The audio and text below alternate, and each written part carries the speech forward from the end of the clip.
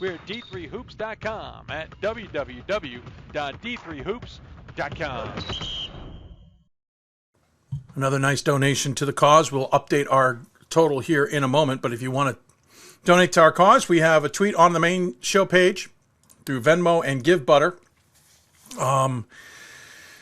And we will update that here in a bit, maybe a little bit easier, but if you want to, we appreciate the support of the program. Trying to keep our show moving forward for the next foreseeable future after 20 years on the air. Don't forget, coming up, especially those who are on the marathon, we'll be getting to those guys here shortly, but we're running a little bit behind due to a snafu on my part on scheduling. So we'll get to the next segment as quick as we can to keep it moving along. Another team that has certainly impressed this season is Keene State. Their one loss was to Middlebury in one of the best games of the season, a game that I'm still going back and watching parts of, thanks to on-demand video. To those of you who don't have it, the pox on you. Joining us on the the Huddle Hoopsville hotline is Ryan Cain, the head coach of the Keene State Owls, who are having, listen, we're getting used to you having good seasons, sir. I think this is on another level. You're having a great season this year. Would you not? Would you say? Good start. Great for guys. Obviously, record-wise, have had some success so far. Been a great year with a good group of guys. A lot of fun so far. Yeah, no, absolutely. Sorry for the moment there, guys. We hadn't switched over the audio, but I think you got the gist of what Coach was saying. Let's just talk about the Middlebury game for a second. First off, took place on Martin Luther King Day. So the graphics for your pretty outstanding web stream were all about that. But he also, and I don't say this lightly, you were taking on a program coached by Jeff Brown. So the day was certainly significant. A nice non-conference game in there as well. And it ended up being one of the better in-season games we've seen in quite some time. And since then, we've had some great games as well this season. It was at home. That certainly, I'm sure, fed into it a little bit. But tell me the atmosphere, what it was like to be in that game despite taking the loss at home. Yeah, this series, I think it's unfortunate to be the home team. The road team has won the last 5 matchups for whatever reason. Kind of ironic that way. But just an awesome Division III men's basketball game. Obviously Middlebury's as good as anybody. We had a good run going there. 2 high-end big guys playing in that game with 2 All-American centers, and Alex Sobel and Jeff Hunter. And the matchup lived up to the hype. Those guys came out. They were fired up. It was probably as bad as we've started a game all season long. And credit to them. They were ready to go. They really executed early in the game. They probably scored 20 points about the first 5 minutes of the game. And along with that, our All-American center, Jeff Hunter, picked up 2 fouls. So we were off to a little bit of a rough start, but bounced back pretty nice. More than had our chances. Our other potential All-American, Octavio Brito, ended up fouling out with about 3 or 4 minutes left. And just a really physical game. I know Jeff has talked about the value that David Brennan brings to their team. And that was a tough matchup for Octavio on the glass. And he picked up a couple cheap ones in that matchup. A couple fouls that were take fouls that he maybe should have passed on. So he fouled out. We're up 4 with under 2 minutes left. And those guys just made a ton of plays late. Big offensive rebound and a free throw, drill and a 3. We had plenty of chances, but Alex Sobel seemed to block every one of them at the end. But awesome environment, learned a lot. Obviously a loss is a loss, but it was a great opportunity for our program to look back on an awesome game and learn a lot about ourselves, but also put us in a good position in that type of game moving forward. Well, and more importantly, that was it. You didn't come out 2 days later at home against Castleton kind of licking your wounds and pissed off at the world for not being able to pull it off. You come out and get a win 102-49, and you kept it on after that. You've got to be pleased with how they responded to that. Yeah, but you talk about adversity in a season and, what championship teams do when they do face adversity. I think the expectation is, although you want to win every game and that's a goal that you have, it's not very likely. Obviously, only one team left so far. So it's not about, whether you lose or whether you have adversity. It's how you respond to it. And our guys have done a great job. And, it's about playing your best basketball at the end of the year and getting better every day. So, it's great to have some success in the regular season, but it's about, chipping away every day and playing your best as the season winds down and starting to get into postseason play.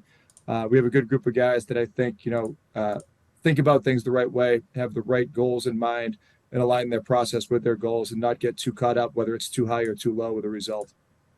Again, playing well, you're doing well in the Little East Conference. Things are clicking along, but I'm sure everyone would say you probably want to every coach would say this, you're still looking to improve. What are you guys still trying to do better?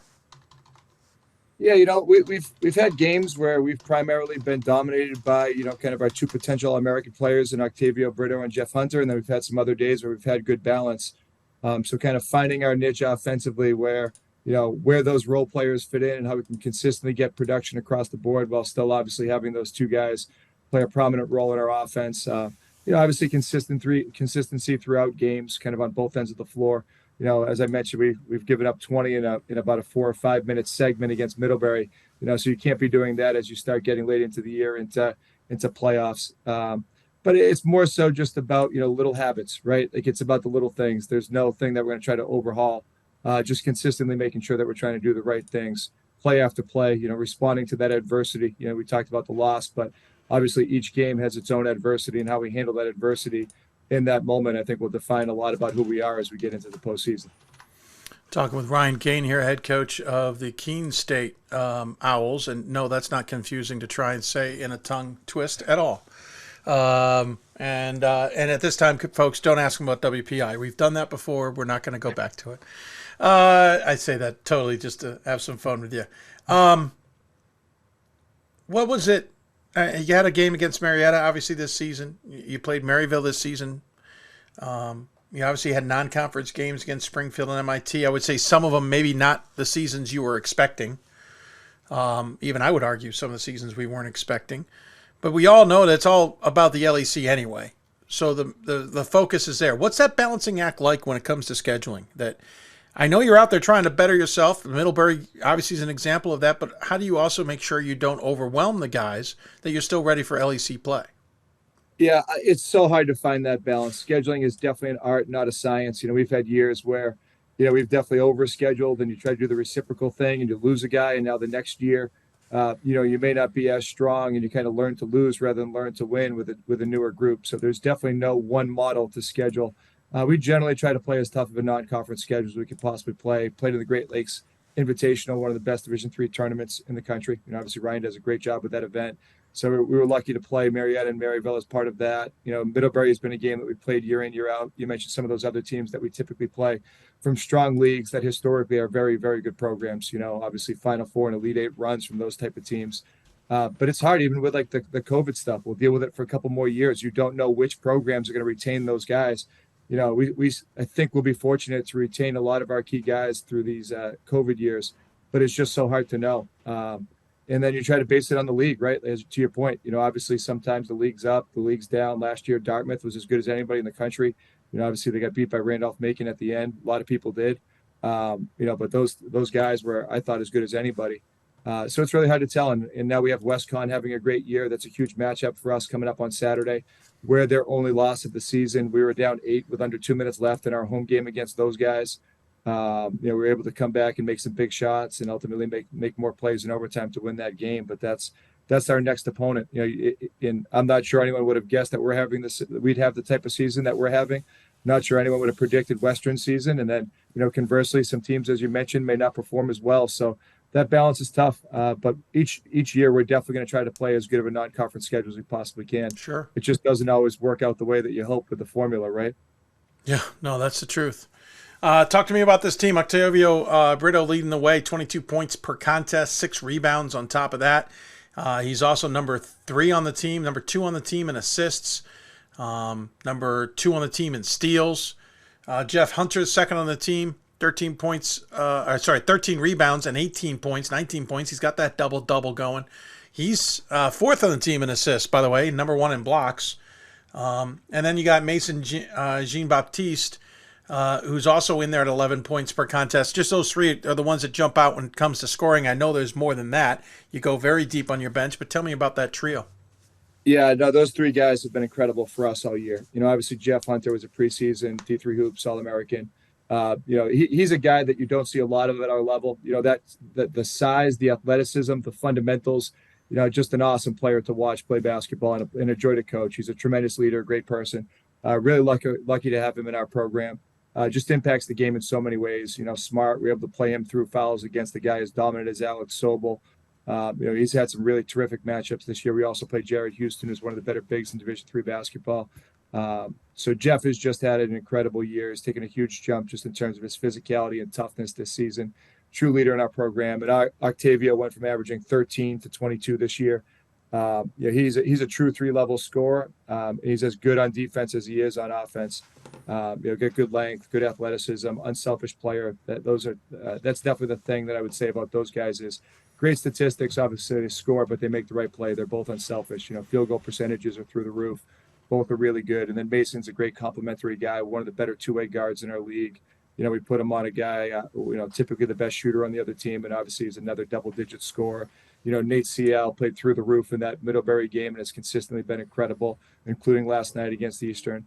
Just had a terrific second semester. We got some guys who really shoot it. Spencer Aronson's one of those. Jarek Seashon, our fifth-year senior, has been wonderful. We had a transfer from Nichols to Maine Dupree, who's been great. First-year guy, Mike Carruthers, point guard, off the bench. That's been terrific for us. So we definitely have, some really good depth to our roster as well. So we got some high-end guys, 2 potential All-American type players with really good complementary pieces, guys that shoot it, point guard play, that's terrific. Guys that really dig in defensively. But I think just by nature, our team has been very unselfish, and it definitely starts from the top down. What's it mean that this program's ranked top 10 consistently this season? The attention that it's getting on campus, off campus, et cetera. It's huge. I mean, the rankings from that standpoint mean a lot. It helps with recruiting, and it definitely helps with crowds. I mean, over break, we have 1,000+ people at the Emerson game with no students around. We have, 1,000+ people at the Western game with no students around. We have, I think everybody saw it, a jammed house for that Middlebury game. Yeah. Couldn't have been a better environment. The community has definitely rallied around it. The support for our program has definitely increased. It's just great to get that type of exposure. And I think we have some really good players that deserve that level of exposure. So it's been awesome, and I think our guys have lived up to that hype and not, taking that ranking the wrong way and used it in a way where we know we're going to get everybody's best. We need to be at our best. And, we've been overall pretty good with that so far this season. Another team that's having a really good season this year in the LEC, especially, is Western Connecticut. They're your opponents next. They have 1 loss in the season. It's you guys. It was in overtime. I.e., this season's far from over.